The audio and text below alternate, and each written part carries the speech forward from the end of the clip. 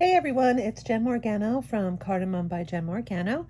I'm an independent Stampin' Up! Demonstrator from Long Island in New York, and I am showing you today one of the cards that we made in my Choose Your Own Adventure or Choose Your Own Card Venture class, which is where I used a stamp set and a die set and some products in different colors and with some different options along the way.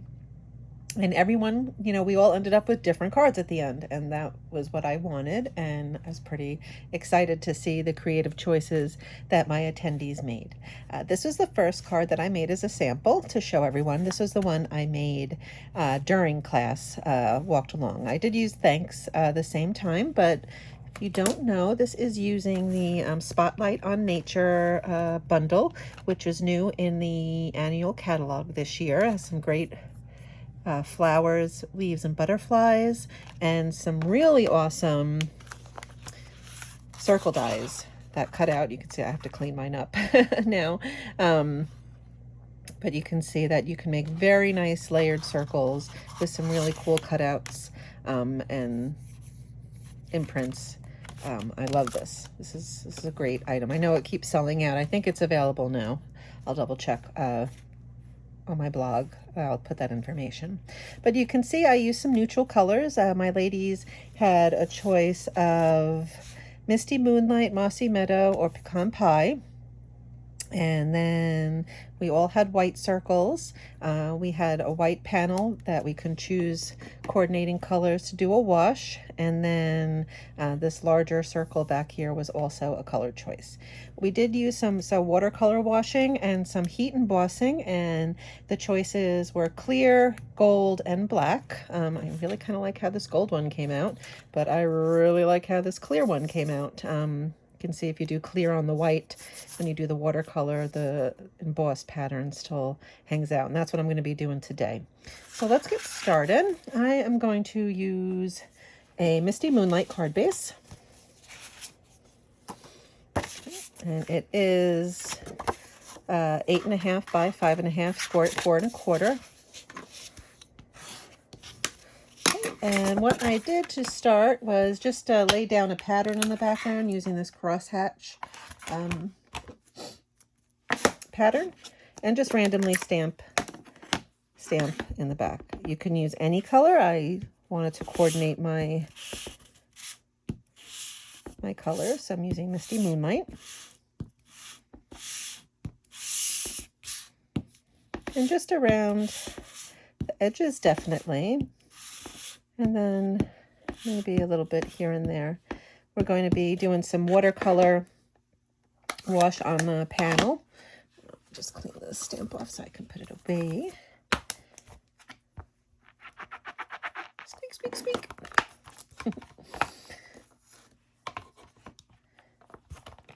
So then I'm going to take a piece of basic white that's cut at 2 3/4 by 4 3/4. And I decided to use the green background. So what do I want to do? Let's just do a pecan pie background. I'm going to use the larger watercolor brush here. I'm going to squeeze this. Is one option on how to get color. So you squeeze your ink pad, and then when you open it up, you have some color there. I squeeze some water, maybe, boop, and just do a quick wash. There's no rhyme or reason to this. It's not perfect. It's supposed to just kind of look like a quick wash. Okay, you can set that aside to dry. Just wipe that extra liquid off. And if you don't have watercolor brushes, you should think about it, because they are really, really great. When you're done, you just squeeze some water and do that, and the color comes right out. Ready for a new adventure. Okay, so the next thing ladies did while that's drying is they're going to stamp on our, whoops, I'm just trying to find a piece of scrap paper that there it is. Stamp in Versamark. My ladies could choose from the butterfly, the flowers, or the leaf. I'm going to do Maybe I'll do the butterfly this time because I didn't do that. And we're going to stamp in Versamark. And then I am going to use the clear embossing pattern.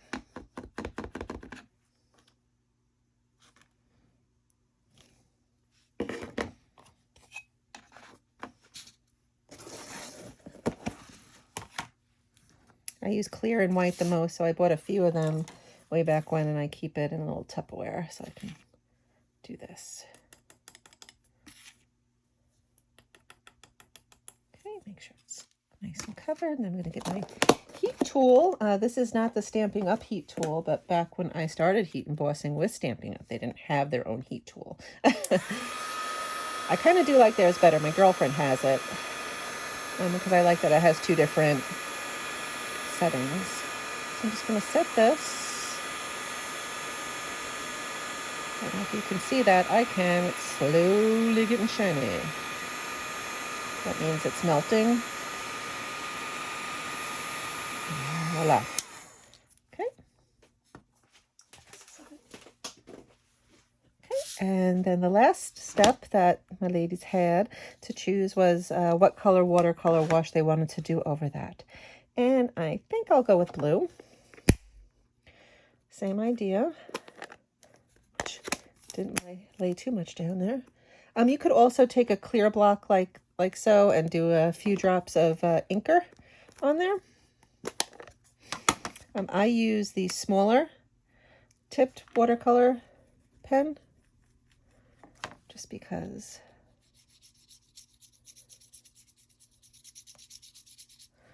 I don't think I wanted it that dark, but that's what I did.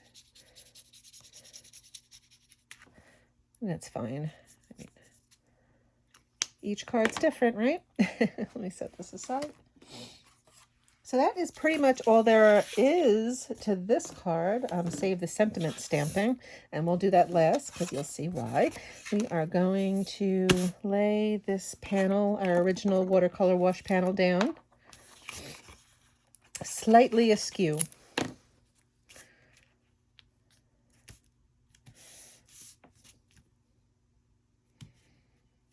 And then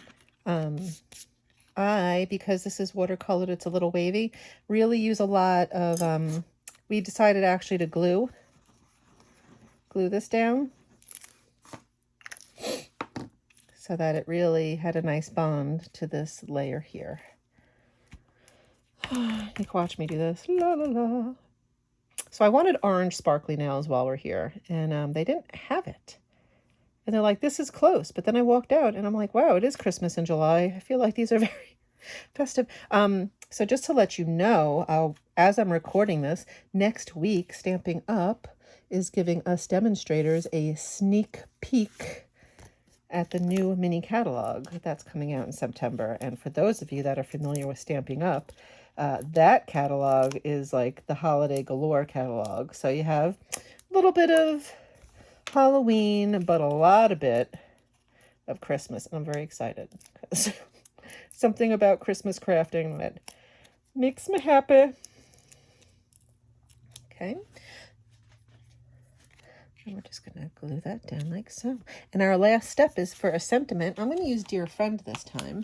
It was not a popular choice. Everyone else used Thanks, but I have 2 of those already. So now I'm stamping after I put this on, because if we did it like this, it would be crooked, right? Because it would line up with this, but this is askew, so this might make some people nervous to stamp on a finished card, but just make it straight and ta-da!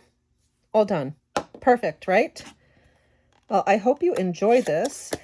Just use some fun techniques that you might not normally use, right? And that's what this class was all about, ways to choose things that maybe you wouldn't think would go together, but kind of do in the end. Thank you for watching. I hope you enjoyed.